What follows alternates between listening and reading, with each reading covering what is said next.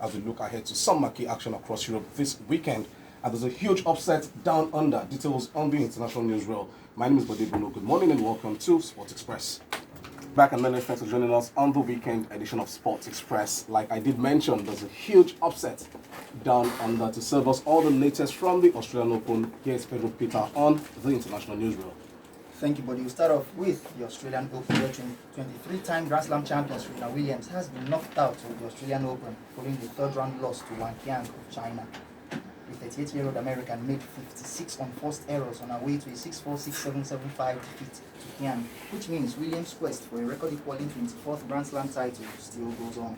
Elsewhere, 2018 champion Caroline Wozniacki saw her career on court come to an end after losing in 3 sets to Ons Jabeur of Tunisia to crash out of the event in the third round, while top seed and world number 1 Ashley Barty saw off Elena Rybakova 6-3, 6-2 to advance into the fourth round.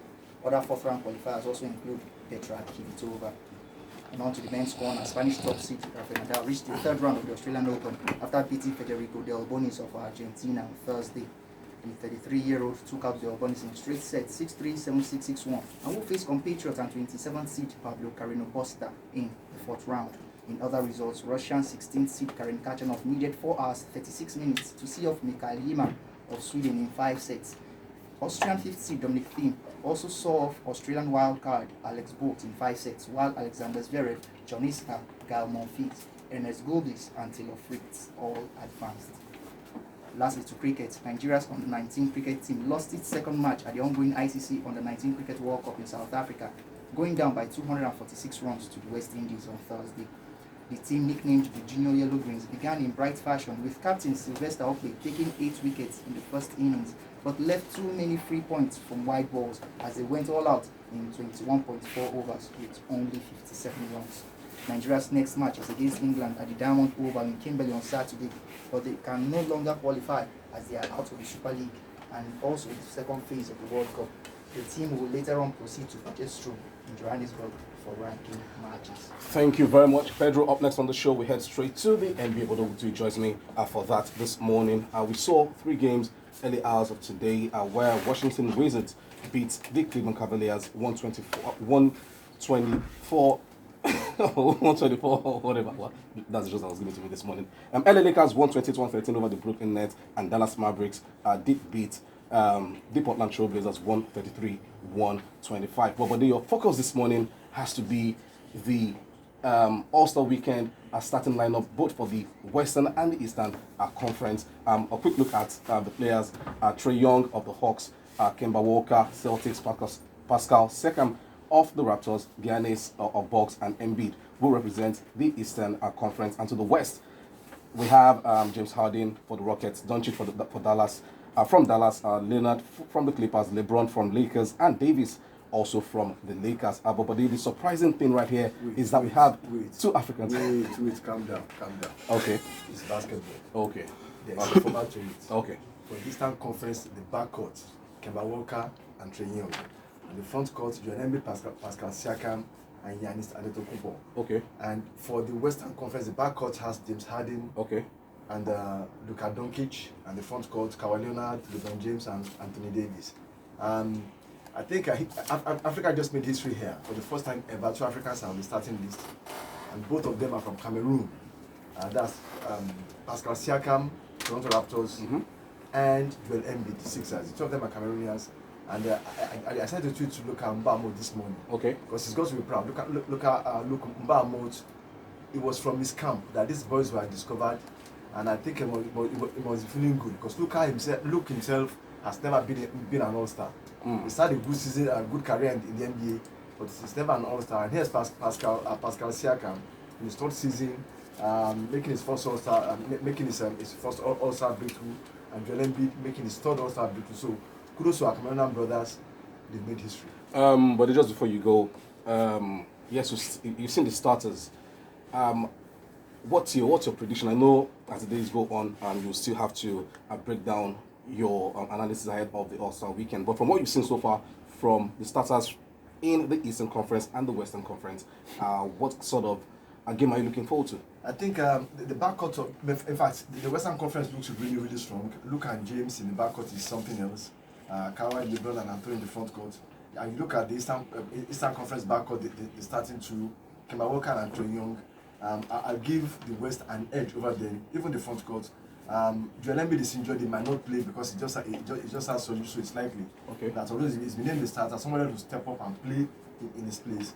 I also suspect that Kyrie Irving will have more playing time in the East if he gets selected by the coaches in the West. So, but I suspect that with what I'm seeing so far, the West looks to be the stronger team. Alrighty, thank you very much, buddy. A quick break on the show. When we return, we'll serve you the latest on the Nigerian sports scene.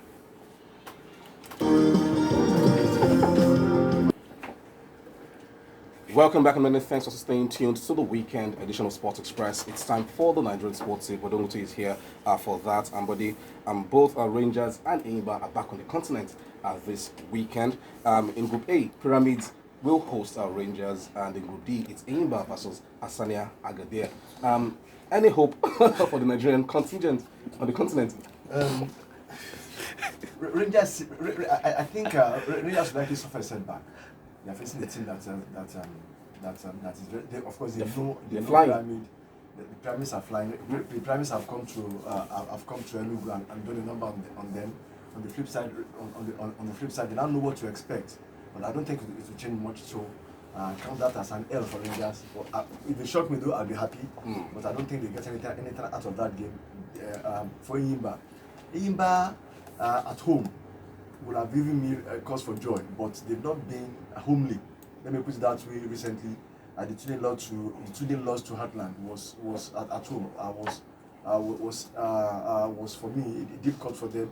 These are games that they've struggled in the past. But Enyimba that we are seeing now are not the Enyimba that we know. And I did say when I was looking at the league results last on Monday, Rangers rising, Enyimba sinking. Enyimba in the position, they are just a step above relegation, the bottom four. So for me, that says a lot. And I think that something will give this weekend. If Enyimba don't get a win, expect crisis.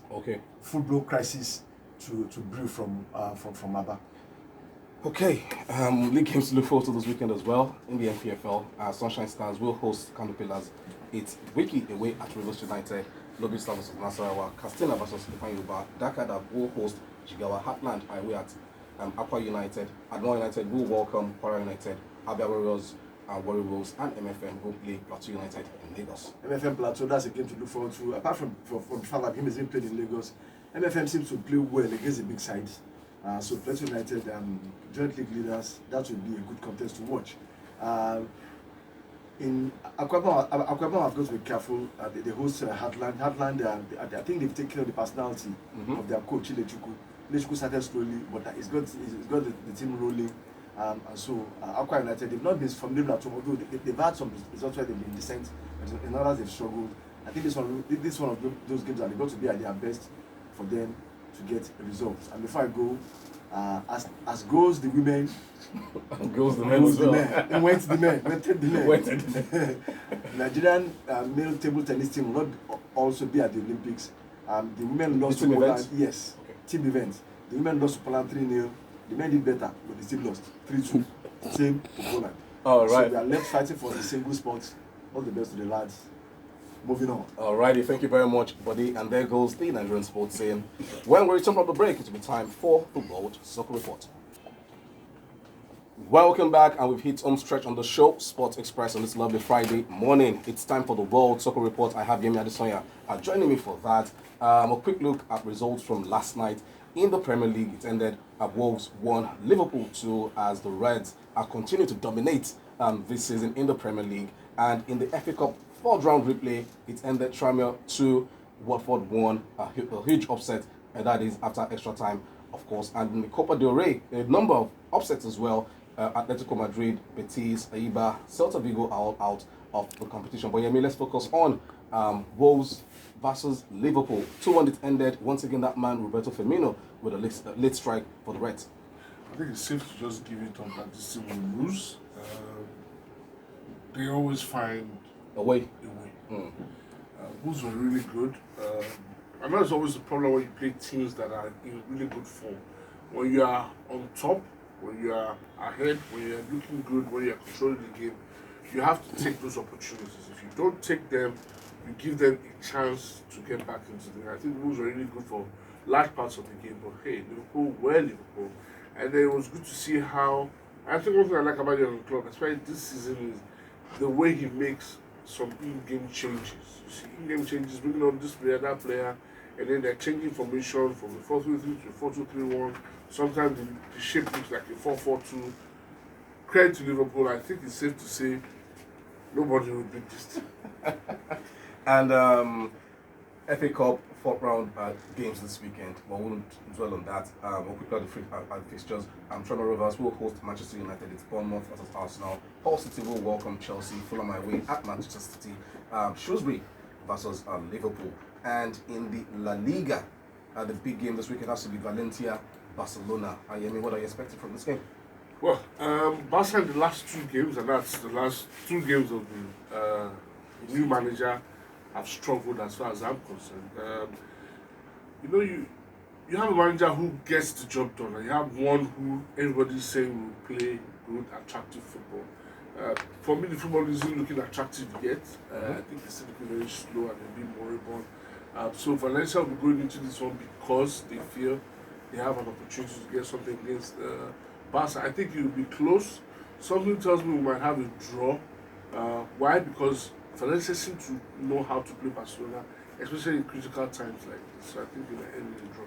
And in the Serie A, two big games to look forward to: Napoli, Juventus, and Rome, Lazio in the Rome derby. I think we should just look at Roma and Lazio in the Rome derby. I think Napoli, Juventus is as good as done. Juventus will win that one. Okay. Napoli can't seem to get a win in Serie A. If it comes to Coppa Italia, they can get a win. Roma, Lazio. The problem with derbies is that the form book goes out of the window. Lazio have won 11 straight games in Serie A. Okay. Now, they lost in midweek to Napoli in the Coppa Italia. Roma are, yo-yo team, topsy-turvy. I still think that Lazio can go, well, they played in the same stadium anyway. I still think Lazio can win this one. They look like a team that's set to at least try and break the front two, or worst case scenario, finish in the Champions League position. All right. So I think Lazio will win that one. So before I go, Yemi, in the French league, on Lille PSG. We're going to see if Osimhen gets a good run, but PSG have shown that only one draw in their last 6. Wow. Only Monaco were able to hold them back. And what happened when they played Monaco the second time? Well, you know what happened. I think PSG will win again, but I would love to see.